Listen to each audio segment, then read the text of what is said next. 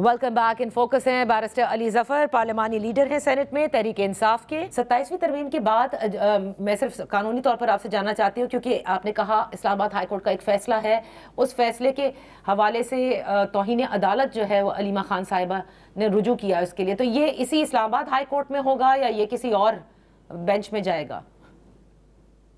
जी देखिए, Islamabad high court की jurisdiction बनती है तो इस्लामाबाद हाई कोर्ट में ही ये मामला होगा, और अगर उसकी अपील करनी हो फिर आईनी बेंच, आईनी कोर्ट जो नया बना है जी। उसमें हो सकता है वो एक अपील पेंडिंग है, उसमें भी जो की गई है पिछली कंटेम्प्ट के ऑर्डर के खिलाफ।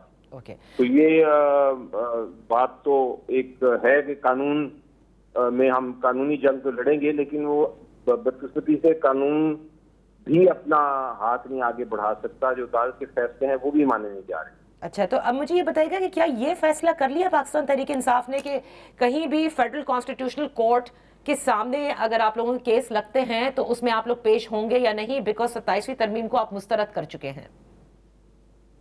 लेकिन इस पे मुख्तलिफ राय हैं। एक तो राय ये है जो भी है, और वो ये है कि आपकी अगर एक आईनी कोर्ट बन गया है तो आप एक यकतरफा, अगर आप पेश नहीं होंगे तो यकतरफा फैसला हो जाएगा। अगर आप पेश होंगे और अपना मौक़िफ़ पेश करेंगे तो आपको एक मौका मिलेगा कि आप अपना सारी बहस कर सकें, और उसके बाद अगर वो फैसला आपके खिलाफ भी होता है तो कम से कम तारीख में तो लिखा जाएगा, और उसको तारीख तो जज करेगी, तारीख फैसले पे अपना फैसला देगी आगे। लेकिन अगर आप पेश ही ना हो तो फिर आप एक तरफा फैसला होगा, उस तारीख उसको याद नहीं रखती। आपको याद होगा कि आईनी बेंच ने थे 26वीं तरमीम के खिलाफ, तो हम 26वीं तरमीम के भी खिलाफ थे, लेकिन आईनी बेंच के सामने ही बहस हो रही थी उस मामले में। तो इसलिए मेरा ख्याल है कि ये एक मौक़िफ़ तो है कि आप पेश हो, दूसरा है कि आप ना पेश हो, आप डिस्क्रिप्शन देंगे और आप कार्रवाई यकतरफा होने दें, वो एक सिर्फ ये भी व्यू है। लेकिन मेरा ख्याल है कि इन दोनों व्यूज में भी हमने कोई जजमेंट नहीं दी अपनी। अच्छा, अपना फैसला नहीं किया। अच्छा बैरिस्टर साहब, क्योंकि आप लोगों की मुलाकात हुई, आपने कहा कस्टोडियन ऑफ द हाउस है स्पीकर नेशनल असेंबली, तो वाज ही फोर्थकमिंग? कुछ उन्होंने वादा किया हो दोबारा मिलने की, कोई आप लोगों ने तारीख तय की हो कि कब तक आपको जवाब मिल जाएगा? हम सोमवार को तो हम जाएंगे चेयरमैन के पास भी, और जो वादा तो उन्होंने कोई टाइमलाइन तो नहीं दी, लेकिन उन्होंने सिर्फ इस हद तक कहा था कि हम कोशिश करेंगे। अच्छा, ये तो मुलाकात की बात हो गई। And what about leader of the opposition in national assembly?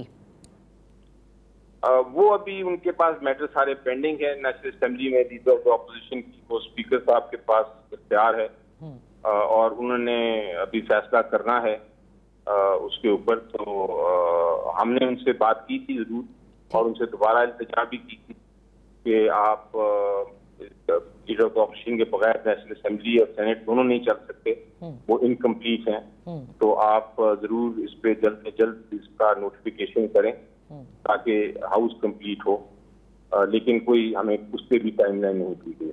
Okay, क्योंकि पहले हुकूमत ये कह रही थी कि आप लोग नाम पर गौर करें और इस नाम को तब्दील करें, क्योंकि वो महमूद खान अचकजई साहब के नाम पर एतराज़ात हैं। तो इस हवाले से क्या पाकिस्तान तहरीक इंसाफ सोच रही है, या ये भी बानी तहरीक इंसाफ से मुलाकात के बाद ही तय किया जा सकेगा?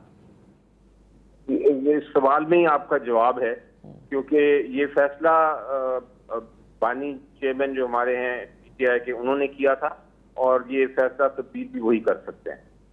ओके, सो ये मामलात इस तरह से रहेंगे। तो मुझे एक बात बताइए, क्योंकि ज़ाहिर है इस वक्त पार्लियामेंट इन सेशन भी है, जॉइंट सेशन भी बुलाया गया है, कानून साजी है अक़लियतों के हवाले से, जिसका कि जिक्र था कि कुछ बिल्स हैं जो कि पास किए जाएंगे।